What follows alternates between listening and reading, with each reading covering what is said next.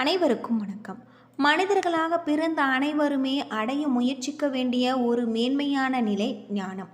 தவ வாழ்க்கையை மேற்கொள்வர்களும் ஆன்மீக தேடலில் இருப்பவர்களுமே சுலபத்தில் வந்தருவார் முருகன். அப்படி அந்த முருகப்பெருமான் ஞானத்தின் வடிவமாக கோவில் கொண்டிருக்கக்கூடிய புனிதமான தலம்தான் பழனிமலை தண்டாயுதபாணி கோவில்.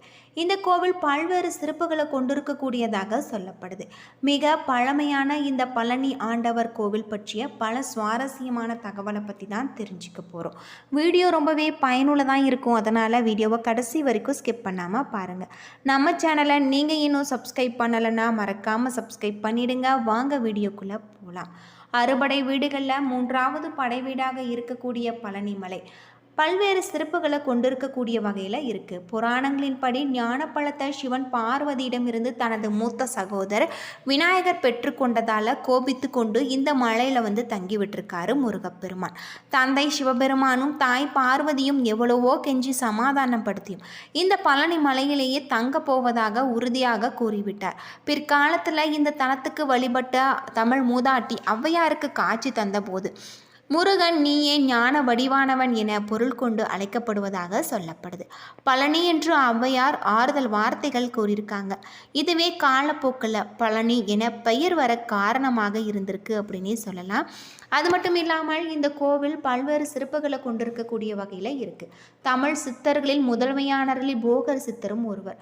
அஷ்டமா சித்திகளை கைவர பெற்றவர் அப்படின்னே சொல்லலாம். அது மட்டும் இல்லாமல் இந்த கோவிலில் சித்தர்களின் தலையான சித்தரான அகத்தியராகிய உத்தரவின் பேரில் பழனி முருகனுக்கு நவபாசான சிலை வடிக்கும் பணியை மேற்கொண்டிருக்காங்க. நவபாசான சிலையை வடிப்பதற்கு போகர் எடுத்துக்கொண்ட காலம் அப்படின்னு பார்த்தா 9 ஆண்டுகள். 4000த்திற்கும் மேற்பட்ட மூலிகைகளில் கலந்து இந்த நவபாசான சிலையை செய்ய பயன்படுத்தப்பட்டது. 81 சித்தர்கள் போகரின் வழிகாட்டுதலின்படி இந்த சிலையை செய்யும் பணியில் ஈடுபட்டிருக்காங்க. மிக அற்புதமான இந்த நவபாசான சிலையை மக்களின் நன்மைக்காக இறைவனின் உத்தரவின் பேரில் செஞ்சிருக்காரு போகர். இந்த நவபாசன சிலைக்கு அபிஷேகம் செய்ய பயன்படுத்தப்படும் சந்தனம், விபூதி, பன்னீர், பஞ்சாமிர்தம் போன்றவை பிரசாதமாக பெற்று சாப்பிடும் பக்தர்களின் எப்படிப்பட்ட உடல் நோயும் தீர்க்கும் தெய்வீக சக்தி கொண்டது. இந்த பழனி மலையிலேயே போகர் சித்தரின் சமாதி மற்றும் போகர் சித்தரின் தனி சன்னதி இருக்கிறதாக சொல்லப்படுது. இங்க இருக்கக்கூடிய முருகன் விக்கிரகத்தில் ஒரு கிளியின் உருவம் இருக்கிறதாகும். திருப்புகழ் என்னும் உடை போற்றி பாடல் தொகுப்பை இயற்றிய அருணகிரிநாதர் தான் கிளி வடிவில் இருக்கக்கூடிய பேறு பெற்றிருக்காரு என்பது ஐதீகம். பழனி மலைக்கு செல்லும் வழியில் இடும்பனின் சன்னதி இருக்கு. இடும்பனுக்கு அதிகாலையில் பூஜைகள் செய்யப்பட்ட பிறகு மலை மீது வீற்றிருக்கக்கூடிய முருகப்பெருமானுக்கு பூஜைகள் நடத்துவதாகவும் சொல்லப்படுது. முற்காலத்தில் வாழ்ந்த இடுமன் என்னும் அரக்கன் தனது தோளில் ஒரு கட்டையில் சக்திகிரி, சிவகிரி என மலைகளை தூக்கி சென்று கொண்டிருந்தான்.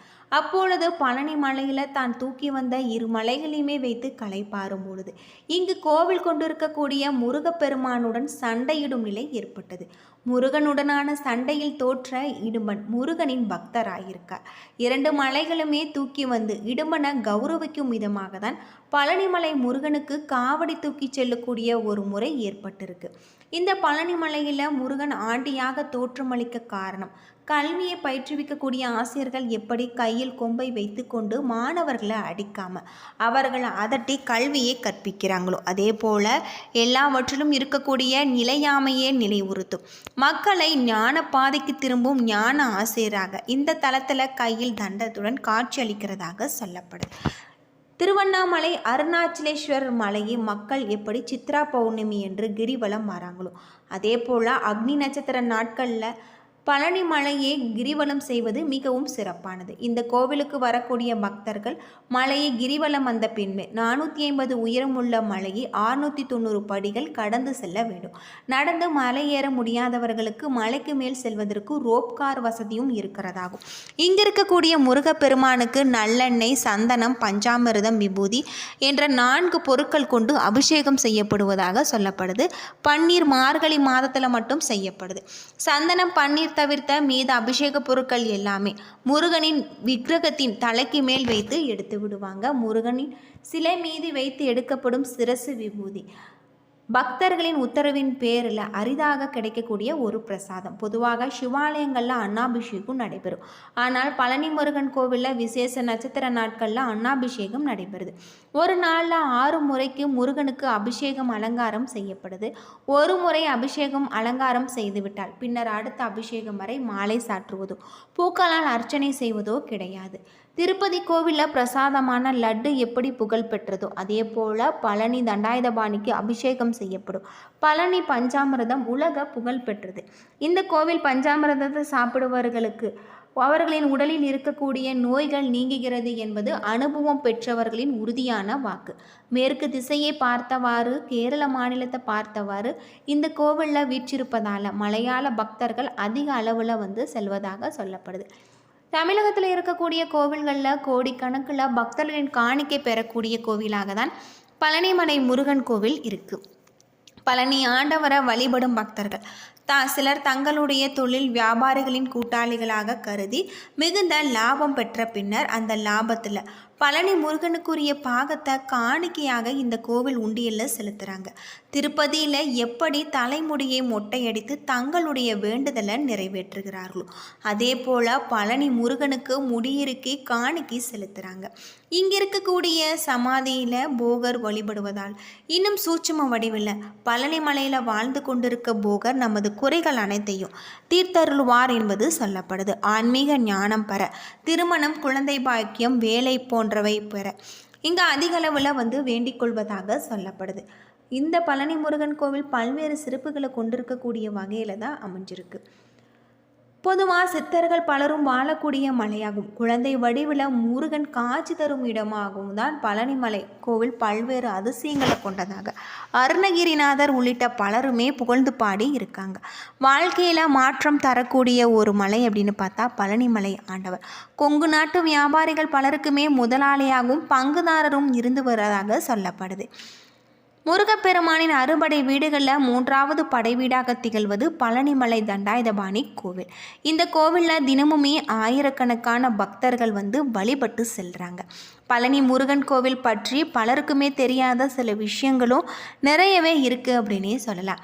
முருகப்பெருமான் மூல விக்கிரகத்திற்கு தினமும் 4 விதமான அபிஷேக பொருட்கள் மட்டும்தான் பயன்படுத்தப்படுவதாகும். நல்லெண்ணெய், பஞ்சாமிர்தம், சந்தனம், விபூதி, பன்னீர் மார்கழி மாதத்தில் மட்டும் பயன்படுத்தப்படுவதாக சொல்லப்படுது.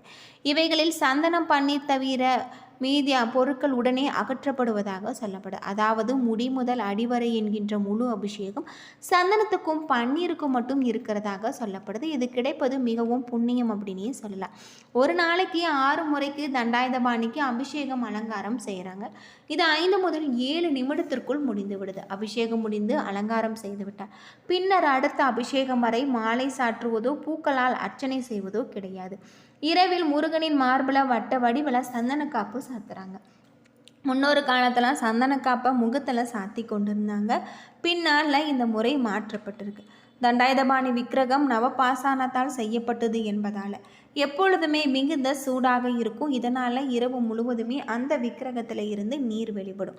அந்த நீரை அபிஷேக தீர்த்தத்துடன் கலந்து காலை அபிஷேகம் நடக்கும்போது அங்கே இருக்கக்கூடிய பக்தர்களுக்கு பிரசாதமாக விநியோகம் செய்வதாக சொல்லப்படுது.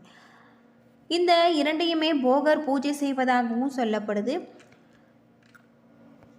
தண்டாயுதபாணி சிலையை ராஜ அலங்காரத்தில் தரிசிக்க வேணுமா, ஆண்டி கோலத்தில் தரிசிக்க வேணுமா, எது சிறந்தது என்ற சந்தேகம் பல காலமாக பக்தர்களுக்கு இருந்து வருது. பலருமே ஆண்டி கோலத்தில் முருகனை தரிசிக்கக்கூடாது என சொல்வதுண்டு. இது முற்றிலும் தவறானது. பழனி முருகனை ஆண்டி கோலத்தில் தரிசிப்பது அளவில்லாத பல சிறப்புகள் இருக்குது. முற்றும் திறந்த தவநிலை, அதாவது அலங்காரம் இல்லாத ஆண்டி கோலத்தில் பார்க்கும் பொழுது நமக்குள் ஒரு மெஞ்ஞானம் உண்டாகும் அப்படின்னும் சொல்லப்படுது. என்ன நண்பர்களே, இந்த வீடியோ உங்களுக்கு பயனுள்ள ஒரு தகவலை தந்திருக்குன்னு நினைக்கிறேன். வீடியோ பிடிச்சிருந்தால் லைக் பண்ணுங்கள், ஷேர் பண்ணுங்கள், கமெண்ட் பண்ணுங்கள். இது போல் தகவலை தெரிஞ்சுக்க நம்ம சேனலை மறக்காமல் சப்ஸ்கிரைப் பண்ணிவிடுங்க. நன்றி நண்பர்களே.